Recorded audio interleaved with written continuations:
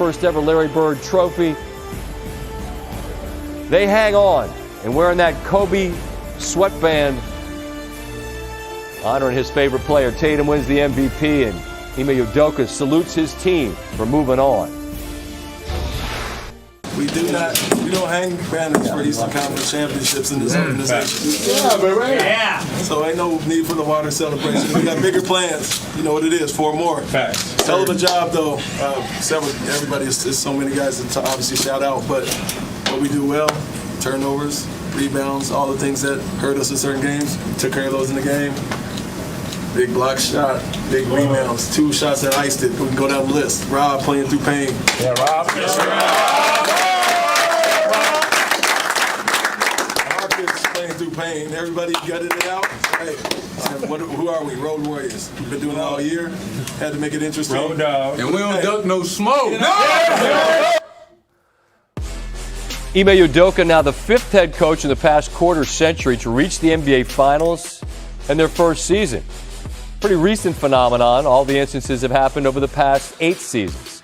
Nurse, Lou, and Kerr all went on to win the finals in his inaugural season. Speaking of Coach Kerr, after winning the Western Conference Finals, the Warriors have enjoyed the luxury of a weekend off. They took Friday and Saturday off before they met at the Chase Center on Sunday for treatment and light workouts. Monday, Tuesday, and Wednesday as regular practices. They get ready for the Thursday jump for the Celtics. Steve Kerr stressing the importance of getting that rest. We gave the guys 2 straight days off, which is almost unheard of, not only in the playoffs, but in the regular season too. So a great chance to sort of decompress.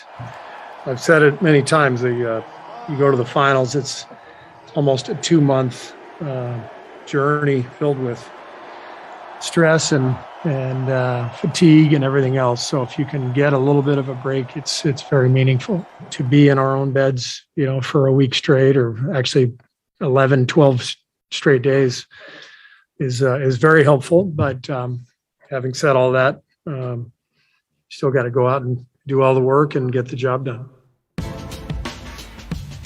Always more than just a little bit of caution should be applied to any statistics that involve regular season NBA games because of rest and who plays and who doesn't.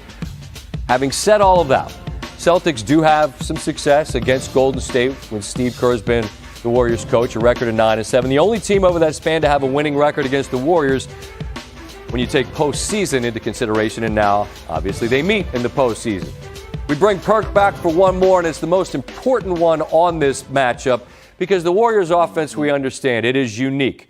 But the Celtics' defense is one of the very best in the NBA. So what do the Celtics do there that perhaps could cause problems for Golden State on offense?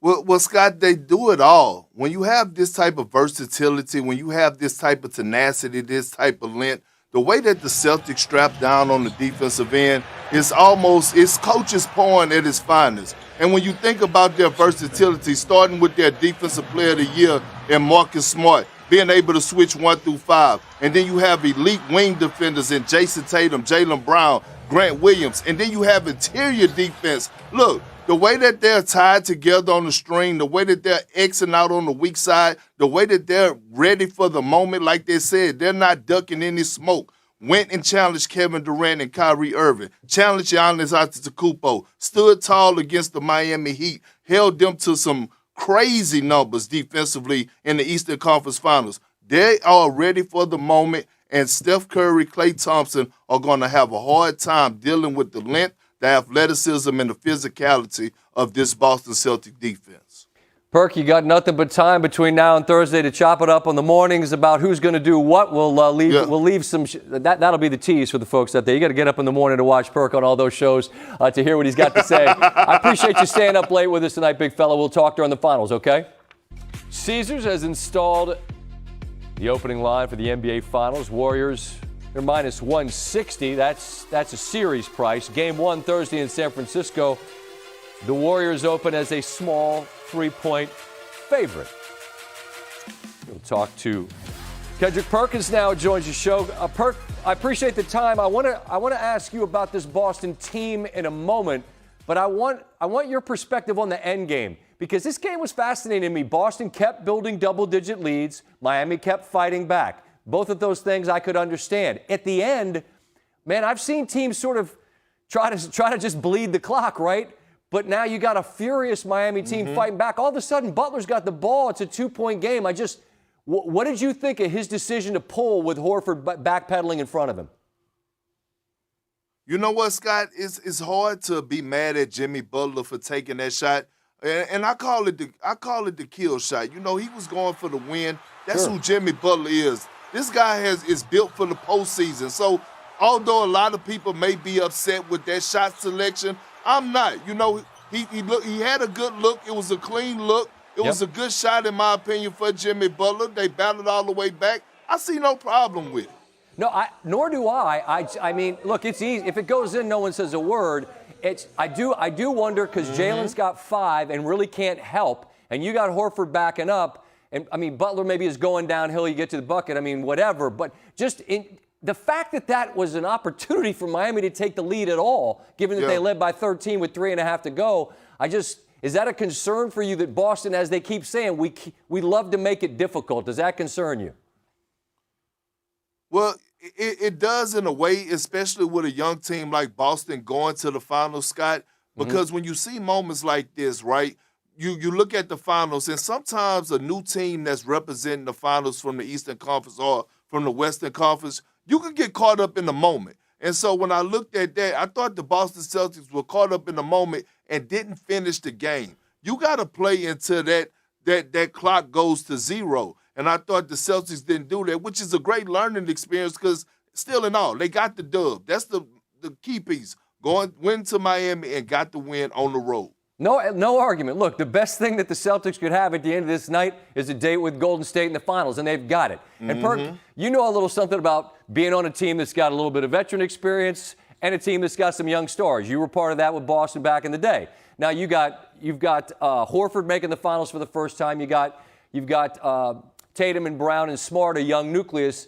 How do you feel like this Celtics team, even though they're new to the stage, are prepared to perform against an experienced Golden State team in the finals? Well, you know what, Scott? They're young, but they have old souls. And when I look at them and I look at the way that they communicate on the defensive end and the way that they're tied on the string, look, when you look at this Celtic defense, their versatility, their length, their athleticism, they have everything from perimeter defense when you look at Marcus Smart, Jason Tatum, and Jaylen Brown to the interior when you go to Al Horford and Robert Williams. And then they have perimeter scoring and Jason Tatum, who I feel like right now, Scott, is on the verge of having one of the greatest individual playoff runs in NBA history. Just think about this for a second.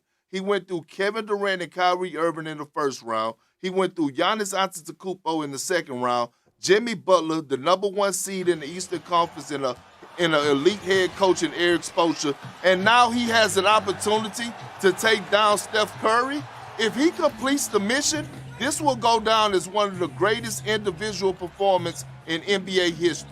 No doubt the path in front of them is incredibly difficult. I just wonder when you've played it, you go 7 with Milwaukee, right? Now you got to go 7 on the road with Miami, and now you got a much more rested and much more experienced Golden State team.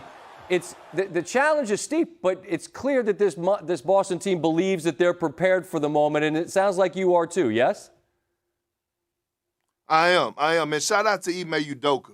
Because when you see a young team like this lock in on the defensive side of things, that means that the head coach got their attention. And so when I go back to the point I brought up earlier, Scott, here's the thing about making it to the finals, right? You have to balance between the two of celebrating being there because you don't want to take it for granted and staying focused. Meaning, hey, look, celebrate tonight, live it up a little bit tomorrow, and then you got to lock right back in to Golden State because they're waiting. Steph Curry is waiting on his opportunity to go out there and win him another championship and finals MVP. They're connected. They're connected, Perk. That's a word that gets used a lot in this game, but I think you see it on the floor. And as we see these images, these are grown men playing a kid's game, and yeah, I know they're well compensated for their time, but there's a joy that you see, especially with guys getting there for the first time. For those of us that'll never know what these moments mean to the group, how do you best explain the emotion that's in that room right now?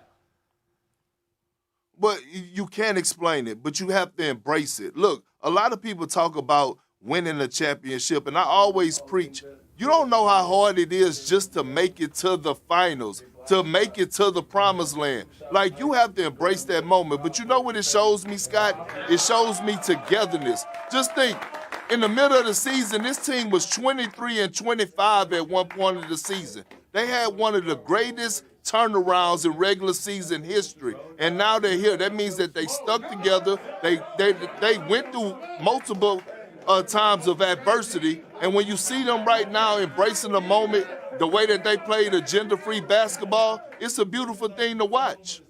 It is indeed. Coach Udoka speaking to the team here. It's moments that we'll make sure that we're not, having anything make it on air that's not supposed to. So we'll let them share that moment. We'll let them share that moment together. And we don't want to see that. Well, I mean, I always say we're on cable and it's late at night. It's no big deal. But my bosses have a different view of that. So, Perk, we'll talk to you a little bit later. We'll bring you some of Coach Udoka and the guys from that locker room a little bit later in the show as well. Perk, thank you for the time.